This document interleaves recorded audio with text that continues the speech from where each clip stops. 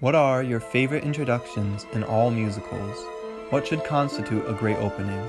The best examples will generally begin by introducing the main character or characters and establishing the tone. What a really great opening should do is sum up exactly what you're in for in one line.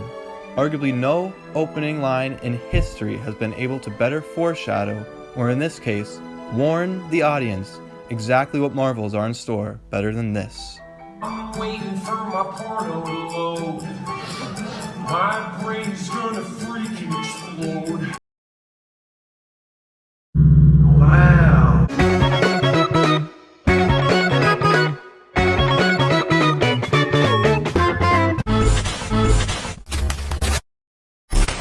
Where to even start with Be More Chill? How would one begin to describe it? Be More Chill is part of what I like to call the Unholy Quadrilogy, 4 musicals connected by highly passionate fan bases. The 4 consist of Heathers, You make my balls so blue. Dear Evan Hansen, My career shattered on the ground. Hamilton, I'm no aristocrat, nor ever was. My mother died. and of course the aforementioned Get More Good. Jeremy, my buddy, how's it hanging? But the bacon had my sushi, got the slushy and more. Despite being grouped together often, the 4 shows are very unique. Each one of these unholy 4 are able to contribute something special and different to their audience. Heathers is the ultimate power fantasy. Not only do you get to be a mean girl and kill people, but you get to date a hot guy. And you don't even have to worry about the consequences, because when you're old and you've had your fun, everything can go back to normal. Plus it's super ingrained in the 80s, which are all the rage right now.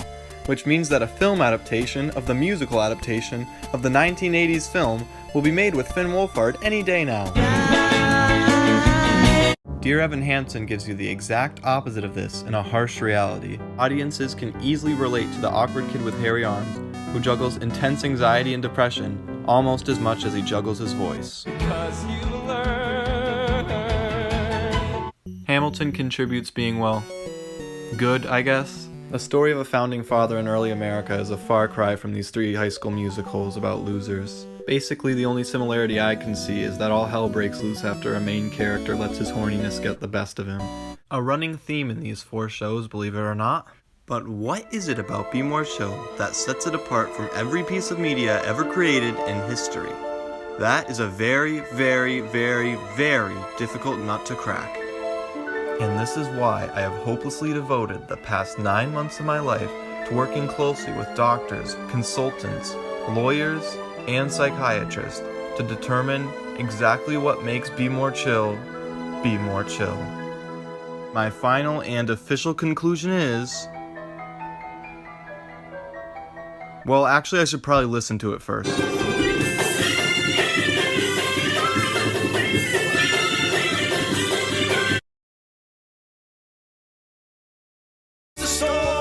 Our main character is a nerdy kid who has been mentally kicked in the balls more times than should be legal, praying to escape this miserable hellhole he's been stuck in to somewhere where he could finally be respected and fit in. He can't help but spend most of his time wishing to be somebody else, 'cause maybe, just maybe, he can win over the affections of a sexy little pumpkin away from an evil Chad. Though it may seem like there's no hope this could even be possible, things look up for our hero when a strange and interesting sci-fi discovery brings him all the success and dick he could ever dream of. But uh-oh, spoilers, looks like your new friend, he be evil. Oopsie daisy, now what, little stupid idiot? Looks like you let your horniness get the best of you, Jeremy. Hey, wait a minute. I have just spent the last couple of years working on Be More Chill, which is a sci-fi musical comedy that is heavily inspired by and nods its hat to Little Shop. It really is just a contemporary techno, sci-fi, young adults take on a lot of Little Shop of Horrors themes. The casting is almost a one-to-one crossover, and this show is Little Shop of Horrors. This show is Little Shop of Horrors. The Be More Chill sound. It doesn't sound like anything else in it. The story is not like anything else. I think the thing most people don't understand about Be More Chill is that it essentially is a crock pot. Okay, hear me out. Be More Chill is kind of like if you made a Frankenstein monster out of Dear Evan Hansen, The Matrix, and of course, Little Shop of Horrors.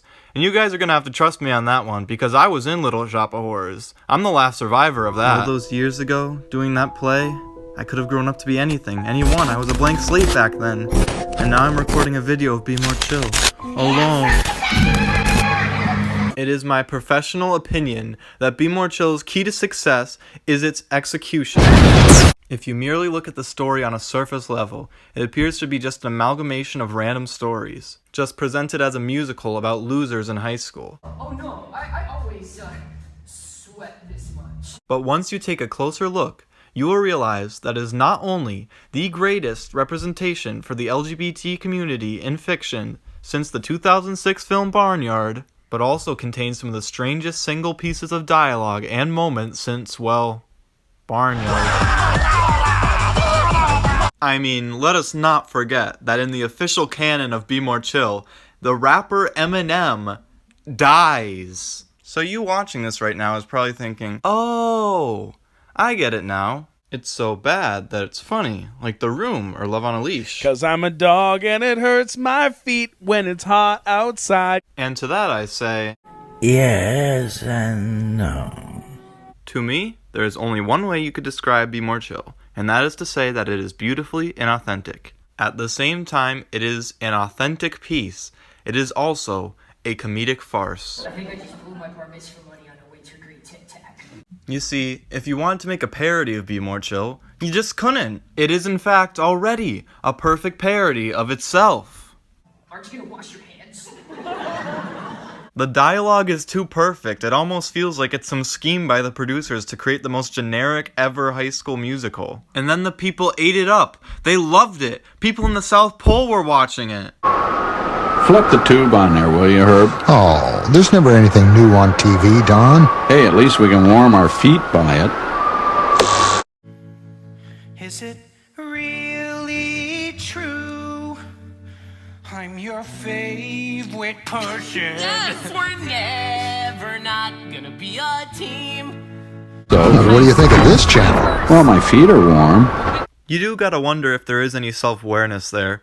But even if there isn't, at least it doesn't have that generic modern pop/rock score that all musicals have nowadays. The score of Be More Chill kinda sounds like a computer singing to you, and I think that's kinda peachy, made only better by the fact that the music is paired with some of the most bizarre lyrics possible. I mean, what kind of teenager would use the word porno? Does anyone use the word porno? Well, actually, probably my friend Ben. Put it all together, and you have a masterpiece of actual garbage. And in a world of generic rock/pop musicals, Be More Chill does more than survive. I hope you enjoyed that clip from The Ben Shapiro Show. If you did, go ahead and hit the subscribe button so you stay up to date on all of our future content.